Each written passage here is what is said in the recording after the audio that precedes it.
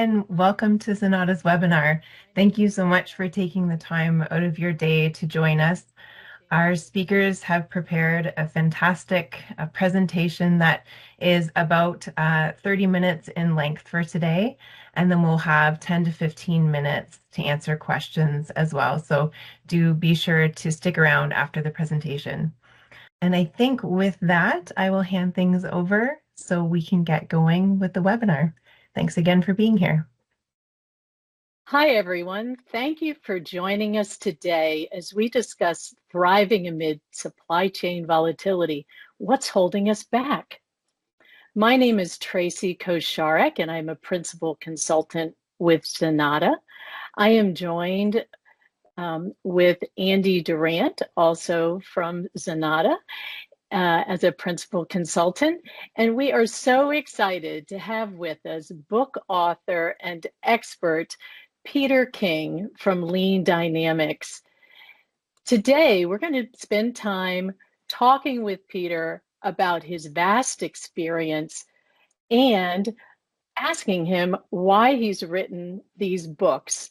So please stay with us as we listen to Peter King, who has a deep background from manufacturing at DuPont, also has his own company, Lean Dynamics, authored 5 books. He's a frequent speaker, and we're so pleased to have him spend some time with all of us today. Thank you so much, Pete and Andy. I'll turn it over to you, Andy. Thanks, Tracy. Wonderful welcome. And yeah, greetings again to Pete. So let's just jump straight in. You know, we're talking about thriving in a supply chain, in a world of supply chain volatility, and really what's holding us back. And the first question we're going to ask ourselves is how to equip your workforce to embrace change and not letting people get left behind. This question is all about people. What we see a lot within the world in the business, specifically in supply chain clients that Tracy and I work with, is the need to come back in after the fact of doing a big technological project, whether it's a system integration, whether it's a change of process, and do work after the fact to bring the people on board. And it's just not the right way to do it. We all know that, but we miss it time and time again because we put so much focus on the process, so much focus on the technology, on the system, that we think that it's going to solve all of our problems. But then we find out that the people have not leveraged those new processes, those new systems, and therefore ultimately we still have similar results as we did before. So Pete, with that, I'm going to turn it over to you a little bit. We're going to talk today about product wheels, but I want to come back in this first question to understand this product wheel methodology that you have. Tell us a bit about it, but tell us how it allows people to come on the change journey with a client when you're doing an implementation. Okay, thank you, Andy. And before I answer your question, I'd like to say how excited I am today to be able to chat with you and with Tracy about these concepts that I'm so passionate about, and in a way that can then be shared with a very broad audience. To answer the specific question, the way I ensure that we engage the workforce has to do with the methodology I use for any manufacturing improvement that I work a client through. And product wheels are a very good example of that. Product wheel scheduling is basically a methodology that creates a predictable, repeatable sequence of everything you're going to make on a major piece of equipment or on a production line. We decide what the overall cycle length ought to be, and it might be 2 days, it might be a week, it might be 2 weeks, whatever. We have analytical tools to help us decide that. So we decide what that cycle ought to be, and then we always stick to that cycle. And within that cycle, we position each product to be made in a way that we minimize changeovers. We look at all the parameters that have to change on changeovers and sequence things to minimize changeover difficulty and cost. And doing that does a number of things for us. The fact that we're sequencing things to minimize changeovers ensures that we increase capacity. We get more throughput through the process. And if you're oversold, that means you've got more product moving through, you've got more revenue. If you're not oversold, it means you can run the asset less and save manufacturing costs. So it's economically beneficial one way or the other. The other thing is that the fact that you're always running this same predictable sequence creates a rhythm that can ripple up and down the supply chain. So in a very quick nutshell, that's what a product wheel is. It's a scheduling methodology. The way we design the product wheels with any client is to create a cross-functional team, which includes somebody from business leadership, so that they can make sure that the design agrees with their business KPIs and that it's designed with that in mind. We include a planner, we include a scheduler, we include somebody from the factory floor, usually a first-line supervisor, and frequently also an operator, so we get their points of view. And then we frequently have somebody from quality and somebody from maintenance who are part-time members of the team. So having all these people involved in product wheel design, having a voice in all the decisions that we make, ensures that we build buy-in, we build trust, we build ownership for the result. So we no longer have a situation where a planner or a scheduler will create a schedule and send it down to the plant floor, and the lead operator will say, well, why did they do it this way? This doesn't make sense. They now understand, they now trust the result because they know that either they or their peers have had a hand in designing the logic behind the schedule.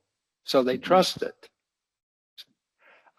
Yeah, okay. Cool. So it sounds perfect in how you've described it, but I'm sure it doesn't always work out like that, Pete. You see any challenges? I mean, you're bringing the people along the way, they're involved. If those people are involved, they definitely support the solution. But does it always go like that, or does it ever go a little bit wrong?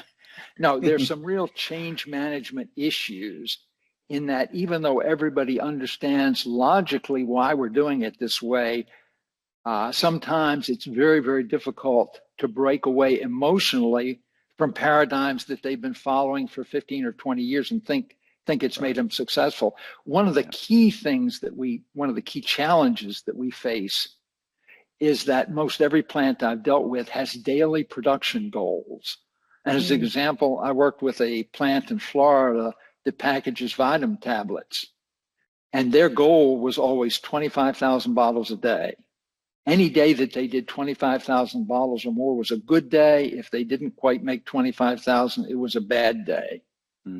And this is something we continually faced. And so I had a discussion with the vice president of supply chain and explained the challenges I was seeing. And so he had a number of meetings with all his people. And basically what I told them was, if you want to maximize your production every day, product wheels are not your friend. But if you want to maximize production on a weekly or a monthly basis, there's no better way in the world you can do that other than product wheel scheduling. Right. Yeah. That's good. And it's great that they were able to see that, and you've needed that support from the senior leadership to get that message across. The senior leadership has to continue to push that because, people don't grasp it overnight. It takes a while to overcome. So you have to continually work at this. So Tracy, let me ask you this question on senior leadership specifically. If I'm a senior leader sat on this call now and listening to what Pete had to say, and kind of coming back to we opened about the importance of bringing the people on the journey with change management, what messages do you have for these folk? Well, I want to start off with reinforcing what Pete said. To bring the people along with you on the journey is so key. So that's so important. But as a senior leader, we use a term in Zinata called the bridge of change. And I'm sure all of us have grown up in manufacturing thinking about, what is that change, that transition state? So you're in current state, you're trying to go to future state. What is that change going to do to your methodology for decision making? How can I support my people through this change?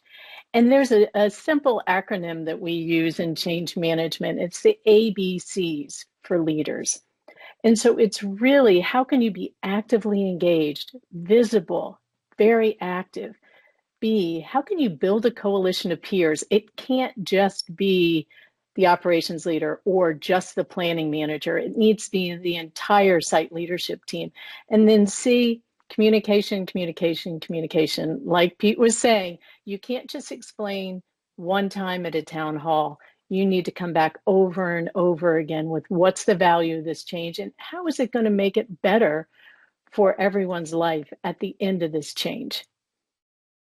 Brilliant, Tracy. Thank you. Well said. And I think it's important to zoom back out. You know, we've gone into the detail with Pete on the methodology, which is going to be important for those trying to get similar value out of those sites. But at any level, in any position, the messages you shared there for a senior leadership kind of span across whatever project or initiative you're doing.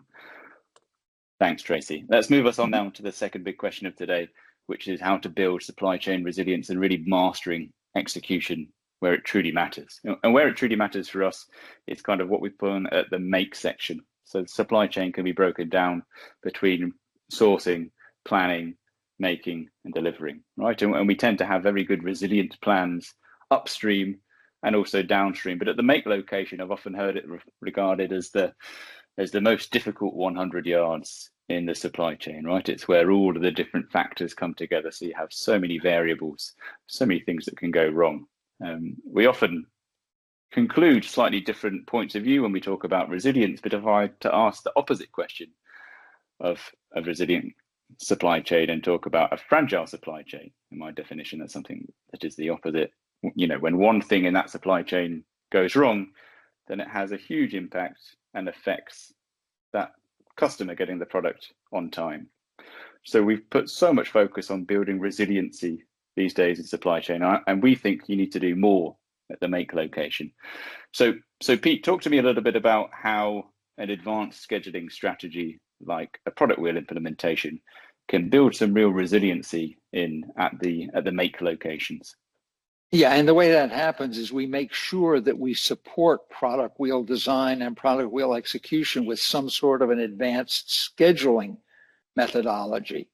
And what I mean by an advanced scheduling capability is one that can link to the ERP system and import all of the parameters that guide changeover, everything about the equipment, what the run rate of each piece of equipment is, what its OEE is, what capabilities it has so that it can run certain products but can't run others, and everything about the product in terms of the parameters that guide changeovers. So we import all of that into this production scheduling strategy so that that can then guide the scheduler into product wheel design and in the weekly product wheel scheduling.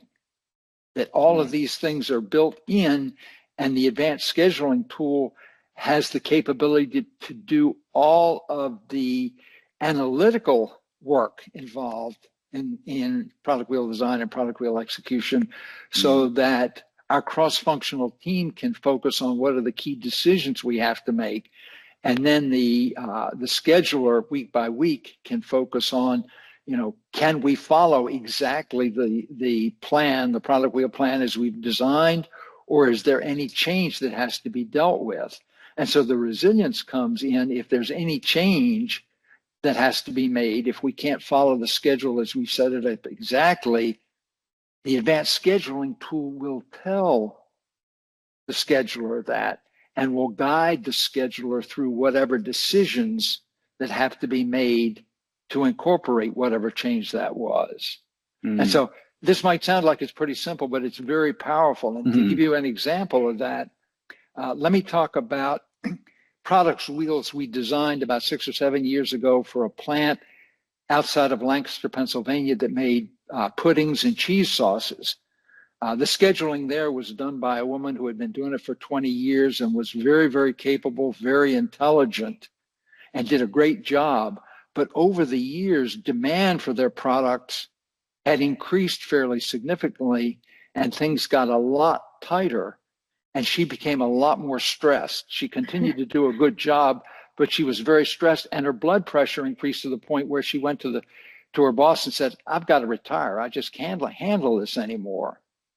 So they then decided to implement product wheels and the advanced scheduling strategy that we recommended. And the result of that was, after operating for a couple of months, her job became so much easier that she went to her boss and said, I'm going to stick around for a couple of more years. And the other benefit of this was it was then very easy for her to train a replacement, which had been impossible in the past. She could now train a replacement because the replacement didn't have to instantly learn all of these parameters and all these conditions because they were there in the tool to guide and assist them. Absolutely. And Pete, I think what's important that you mentioned there is you've got a happy ending to that story. I unfortunately have seen very unhappy endings to the same story. And I've been able to, in certain sites, track the performance of the site from a customer service level in relation to when a key individual, normally a planning manager or a senior materials supplier, materials manager has left the business because there's been so much knowledge that's left with that person. Right. So to wrap it back to resiliency, what you're really doing and describing is it's that organizational knowledge of the team at the time when they know it and locking it into an advanced scheduling tool as part of your strategy. So when a person leaves, either unexpectedly or expectedly, that knowledge just doesn't all leave with them, which is so important. I know we try and conquer this many times with many different systems, but I think what you've described and seeing a little bit more detail on the slide here, there's just so many nuances of the manufacturing operation that can get captured in a tool by a handful of people at the right time. So I really think it builds a lot of resiliency at this make location. Let me point out one more key advantage of the things we're talking about, and that is that because Product Wheels builds supply chain predictability into the system, and you've got all this analytical capability in the background, the people at that vitamin tablet bottling plant in Florida that I talked about, they came to us and said, well, you know all this stuff now. Can you tell me how many 625 cc amber bottles I'm going to need in December and January and February? And we could crank that out pretty easily. Can you tell us how many 53 millimeter white childproof caps we're going to need in December and January and February? And it was very easy to crank that out. So having these tools with the right kind of support tools builds tremendous predictability into the supply chain. Absolutely. Yeah. And it's those support tools, right? That it's so important because people might say, well, I have that in my MRP, I've got that in my ERP system, but that's just based on some target production, where this gives much better detail, as I understand it, actually what's going to happen in the manufacturing plant. Tracy, let me just segue over to you here in terms of what you just heard. What are some takeaways you maybe want to share with the audience? Yeah, as I hear you all talking about resilience, this rings so true throughout my career. There's a lot of focus put on the broader sales and operations planning, and there are more tools that are now showing dashboards for decision making, which is great. There's better tools for supply planning, better tools for demand planning, but we can't forget about the heartbeat of the supply chain. And that is manufacturing. And where all these small decisions get made, it's so critical to provide an advanced scheduling tool so that can be carried out in such a way, which is an input to those other supply and demand planning and S&OP tools. So really, we're talking about the entire suite that's required to maintain resilience. Yeah, brilliantly put. Thank you, Tracy. I'm going to move us quickly on to our third question here. And we're talking about leveraging an advanced scheduling strategy to improve supply chain agility. This is one of the key components that's required to answer our original opening kind of gambit, how to thrive in a world of supply chain volatility. So if I see what you're putting in front of me, Pete, if I was critical of it, I could say, well, okay, I think gone are the days where we can sit here and do a nice repeating sequence of an optimum order because my upstream and my downstream are just not as predictable as they were. My availability of labor and materials entirely different than they were 10 years ago. So if I was critical to your methodology to say it's not agile, how would you respond to a critic like me? Well, I would say that the same things I talked about that build resilience, taken to a different degree, build agility. If, for example, we've got this pattern that we've set, and the pattern says that we need to make 5,000 cases for Walmart tomorrow, and suddenly Walmart calls the CSR and says, I need 10,000 cases. Well, that will get entered into the system, and the advanced scheduling tool will alert the scheduler that we now need to make twice as many cases for Walmart. And it will also say, here are the difficulties that encounters. Here are any missed shipments that will result from that. And it will guide the scheduler in what you might call scenario planning to work through to see what adjustments can be made so that we have agility, so that we can quickly shift gears from the predetermined pattern to a new pattern that's effective, that meets Walmart's need, but also prevents any other disruption from causing any problems. So it's I guess basic. we get to. Sorry, go on, Pete.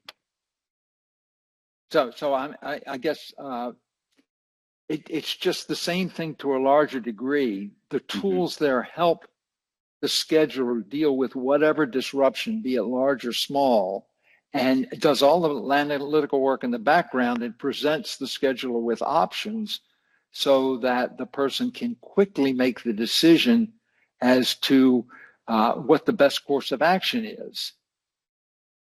So I guess what I was going to say, so thank you for finishing that, but if I just come back one, I understand then, just coming back for a visual, if Walmart actually wanted here on your wheel, item B, and they weren't increasing the order, they just wanted it at a different time. I guess we would be able to understand better the actual impact in a factory location of taking that order B and putting it on the other side, for example, in between G and F. We have a real understanding of the impacts of those decisions, both to that order and subsequent orders.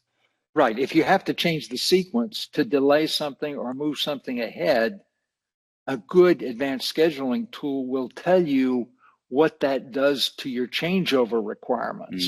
Your changeover is going to be longer here and there because you're making an illogical changeover. It'll tell you that and tell you what the ramifications of that are. Now, you'll see up there at 11 o'clock, we've got breathing room built into the wheel. We always like to have where we've got enough capacity to build breathing room so that we can manage through some of these things that disrupt the product wheel and require more changeover time so that we can absorb that.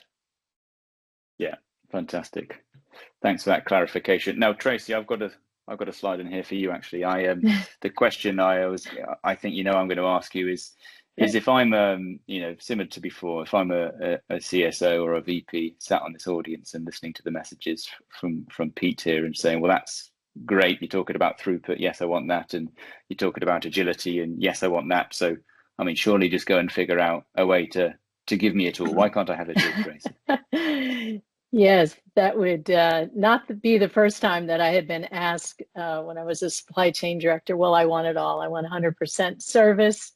I want you to cut your inventory in half, and I want you to change over your SKUs every 2 days. It's hard to tell your boss you can't have it all, but with the right advanced scheduling tool, which I really wish I had had at the time, I can work with the planning leaders to set up those scenarios that Pete talked about, and I can even do what ifs.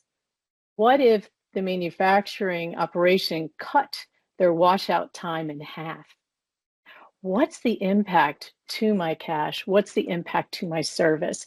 And the ability to provide data so that it's not just gut feeling.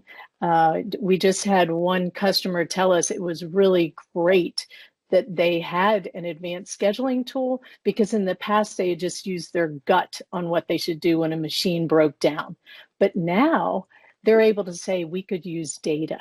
And we could provide that data to the key decision makers and decide the course of action. So that's my answer when people say, well, I just want it all. Yeah. Can I add one thing to that? Of course, yeah. That's the reason that we include somebody from the business leadership in supply chain design so that they can make sure we're balancing these three objectives, given whatever today's performance is. that we're balancing these three objectives in a way that fits the business needs. Yeah, very well said, Pete, because we know, and you all know by spending so many times like myself in manufacturing, the closer you go to the make location, the more they want to optimize cost. Yeah, the more they want to run big, don't stop. But the further you get away from the make location, the more the business wants to be agile. They want to be able to respond to customers. And so we can really help design at the right point where the business needs to be. Come back to what we said at the start about change management, making sure that message is really clear all the way down to the floor, because then everybody is swimming in the same direction rather than pulling against each other a bit. That was a nice summary, Tracy. Thank you very much. Pete, listen, we love working with you, and we've learned so much from you over the years. Zinata as an organization has done many engagements with Pete, and we've learned a lot. So the rest of the world is also fortunate to those learnings, because you've written a handful of books. So just tell us about why you wrote your first book, and then why you've written this most recent one. Well, let me talk about the recent one, and that is that I've been doing product wheels for 25 or 30 years, and through most of that time, I was using Microsoft Excel to do all the analytical work. And it worked. I could make it. It wasn't great. It didn't do everything I wanted to do, but we could make it work. And then when I left DuPont and started working with Zinata on some product wheels, I began to work with a couple of guys named Alan Nall and Mac Jacob. And when they saw what I was doing with Excel and what its limitations were, they decided to develop an advanced scheduling methodology that was cloud-based and scalable, that was built on everything that we had experienced and everything we learned in using Excel. All that logic and all those concepts were built into it, but in a way that could be expanded and easily add more capability. And so they set about to design that. And once they had it ready for prime time and we began to use it, and designed a few product wheels using it, and saw the immense power that gave us, coupling an advanced sequencing methodology like product wheels with an advanced scheduling tool, we saw how powerful that was. I went to Mac and said, we really ought to share this with the world. We ought to write a book. And so we decided to write a book, but we decided there was a third piece, and that was none of this is going to work unless you have the right engagement and the right leadership from management. And so we decided to bring in Noel Peberty, who was the founder and president of Zinata, who Mac and I had both worked with a lot, who has spent most of his career coaching leadership in change management and the things you need to do to drive the kind of improvements you're trying to drive. So we felt with Noel talking about leadership needs and Mac talking about, here are all the capabilities that any advanced scheduling tool should bring to bear. And I could talk about advanced scheduling, advanced production strategies like product wheels or rhythm wheels or fixed sequence variable volumes. We decided to write the book to tie all three of those pieces together. Brilliant. Thanks, Pete. And just listening to you talk and reflecting, like, we've ended up inadvertently structuring our talk the same way as you've written the book. Yeah, so we've talked about not only the details of the process, but then the importance of the change management aspect and bringing everybody on track with it, because otherwise all this fantastic learning that you have just can't get leveraged within a site. So thanks, Pete, for writing the books. I'm keeping up to date with them. So I will continue to read more, as I'm sure you'll publish more. So look, folks, we're getting to the end here. I'm going to give you a couple of takeaways, and I'm just going to go over to Tracy just to close us out. But we opened today by talking about how to thrive in a supply chain volatile world and what's holding us back. And, the answer to that question is really, we think we are holding us back. We're not doing enough with the people to help them manage the change. And we're not doing enough in this segment that we call advanced scheduling. Specifically in these make locations. We think we've got the end-to-end covered really well. The grand supply planning endeavors, they've been around for a number of years now. We're not seeing enough good efforts and a good strategy that people really understand, like what Pete's just taken us through. There's lots of software providers out there which will give you an AI algorithm, a black box solution. but something that people really understand that they've had a voice in making, and they feel like they own it. And that's why we're such supporters of what Pete's taken us through today. And the comments that Tracy shared with us about change management are so critical to making that happen. So a couple of quick blasts. It's critical to settle on an advanced scheduling strategy that's stable and predictable. Pete spoke a lot about predictability that can come by having a good system-driven advanced scheduling strategy. The strategy should be agreed and developed with a cross-functional team, so that not only are they prepared of the change, but they're aware of the change and they have desire for the change. You know, if you got me and Tracy on another webinar, we'll speak about change management for another 30 minutes and talk about how important it is to have desire for the individual, what's in it for them. And so by being involved in creating it, not just taking something out of the box, you're going to get far greater results. The strategy is to be supported by modern, capable and analytical tools. That's what Pete's career has basically taught us. You know, Pete's been doing it for multiple decades and somehow managing to make it work in Excel. And so thanks for the team that have developed an advanced scheduling tool to make our lives so much easier, because we quickly learned it was just not sustainable to do it any other way. And with that, we think you're going to build supply chain resilience and master execution where it truly matters. And where does it truly matter? It's in those 100 yards of the supply chain, that manufacturing, those make locations where you have all these variables coming together that we feel is most difficult to master. And that's where we like to play. Tracy, back over to you. Thanks, Andy, and a special thanks to Pete King. It was great having your expertise and your deep dive into product wheels, and really the advantage that these technologies and techniques bring to not only agility, but also resilience.